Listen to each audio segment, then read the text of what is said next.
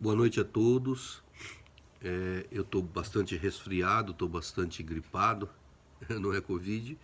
Então, vocês me desculpem às vezes a fisionomia, mas é um momento de inspiração poder falar sobre como transformar o mundo de provas e expiações em um mundo de regeneração.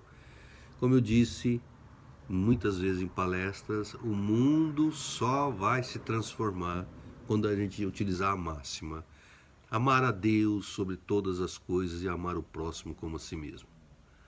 Então, se a gente fizer isso, é muito fácil. Ele se transforma em um segundo. Porque todos aqueles que matam não matam mais. Todos aqueles que roubam não roubam mais. Todos aqueles que agridem não agridem mais. Todos aqueles que têm muito dinheiro passam a utilizar o dinheiro de uma forma boa, de uma forma bacana. Nossa política não vai ter mais corrupção. Essa é a grande mensagem do Cristo. Essa é a grande. Está tão simples transformar. Mas aí vem sempre uma coisa que diz assim: mas você está falando?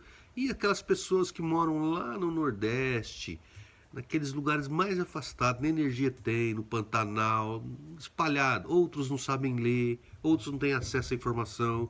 O que você pode fazer para transformar esse mundo para essas pessoas? E essas pessoas podem utilizar para transformar esse mundo em um processo regenerativo. É simples de tudo também, é só observar a natureza. A natureza está escrito, explícita. Né? Então, se você olhar, para você fazer uma terra produzir, você tem que cortar ela. Você tem que arar. Arar significa cortar. Cortar na carne. E aí ela te devolve o quê? Uma boa alimentação. O que você colocar nela com amor, mesmo cortando, ela vai te devolver em dobro. Se você olhar uma roseira, como você faz uma roseira produzir flores? Podando. Podando é cortar. Cortar na carne. Ela te devolve flores bonitas. Uma parreira, e assim por diante. Tudo se resume na natureza. Desde o mais simples, é aí que mora o segredo. Então eu tenho um exemplo clássico, né, que é o símbolo da resistência para os orientais. Sabe? O símbolo da resistência para os orientais nada mais é do que o bambu. Mas por que o bambu? Porque o bambu nasce em touça. Para tirar uma touça de um bambuzal da terra, você tem que convocar uma máquina. E ela cavucar, cavucar, cavucar, cavucar, até que consegue tirar. Isso significa o quê? Isso significa base. Base familiar. Base na sociedade. Uma sociedade firme, segura, de tudo. Né? Com começo, meio e fim. E se você olhar um pouquinho mais adiante, você vai ver que o bambu ele produz um do lado do outro. Para você tirar um bambu lá do centro, é a coisa mais difícil no mundo. Isso se repercute no quê? Na família. Família que se fecha, família que cuida, família que põe o amor, que põe a razão de vida em cima do cristianismo, de Jesus por tudo que passou. Ela não deixa ninguém penetrar. Ninguém tira teu filho de lá. Dificilmente você vai perder um filho para droga. Difícil. Porque a família está toda em volta, protegendo, vigilante para qualquer alteração que tiver. Se você procurar mais um pouquinho, você vai ver que o bambu, ele tem, ele nasce oco. Vocês já perceberam? Quando você corta o bambu, ele é oco. Por que ele é oco? Porque Deus te dá a liberdade de preencher esse buraco com coisas maravilhosas. Preencher no sentido, a gente não usa muito falar esse termo, mas no Espírito Santo, né? Ou seja, de fé, de amor, sem preocupação com religião, com nada. Encher isso de coisas boas, de coisas sagradas, de coisas honestas, justas, éticas. Né? Aí quando você olha lá, você vê também que o bambu tem touça. Desculpa, tem nós. Por que nós? Porque é simples, cara. Cada nó é uma dificuldade que você passou na vida, é uma lição que você aprendeu. Ou seja, Deus é tão bom que até tropeçar, você tropeça para frente. Olha como é interessante. Você nunca tropeça para trás. Então, os nós, se você olhar bem na base do bambu, junto ali da touça, é ali que estão os nós estão mais próximos uns dos outros. E lá no alto eles estão um pouquinho mais distantes. Por quê? É a experiência que você adquire na vida, os tropeços que você tem na vida, você aproveitar tudo isso para um crescimento espiritual, para um crescimento de vida. Não é? E se você olhar mais um pouquinho, você vai ver que o bambu ele não tem galhos. Por que os galhos do bambu são galhos pequenininhos? Por que será?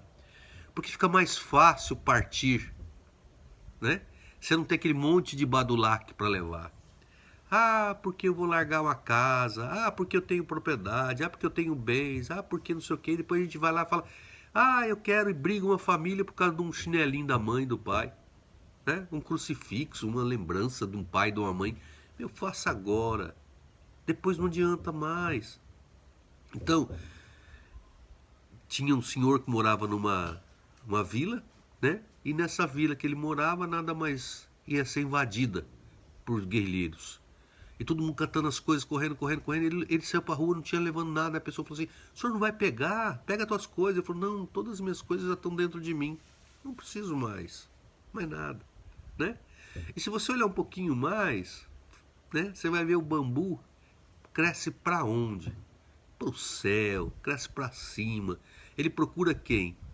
A divindade. Ele procura o amor lá em cima. Ele procura direção divina, né? É isso que a gente tem que fazer, olhar para frente, sempre esquecendo o passado, viver no presente, e o futuro a Deus pertence. E se você olhar a lição mais bonita que eu acho do bambu, é que o bambu enverga, mas não quebra. Ele ajoelha, mas não deita. Então, se você colocar uma barra de PVC que não tem nó, ela não, simplesmente ela vai dobrar, ela vai se estourar toda. Então a lição de vida está na natureza. Basta observar. Precisamos ser mais observadores. E com certeza nós vamos encontrar tudo para transformar esse mundo em regeneração, simplesmente com alguns minutos. Mais nada do que isso. Ou seja, parar de ser bairrista, parar de achar que a sua religião é melhor. O Cristo é de todos, cada um está no seu grau de evolução, de entendimento. Em todas as religiões tem o bom, em todas as religiões também tem ruim. Todas elas. Ninguém é separado. E o fim de todas elas acabam no Cristo. Acaba lá em cima. É isso que nós temos que pensar. Então a lição de hoje é rápida, mas eu peço a Deus que abençoe vocês bastante. Que vocês não pegam gripe como eu peguei. E que Deus esteja presente no coração de cada um e que a gente possa pensar em transformar esse mundo em um mundo de regeneração. E só depende de nós, de mais ninguém. Boa noite, que Deus abençoe vocês.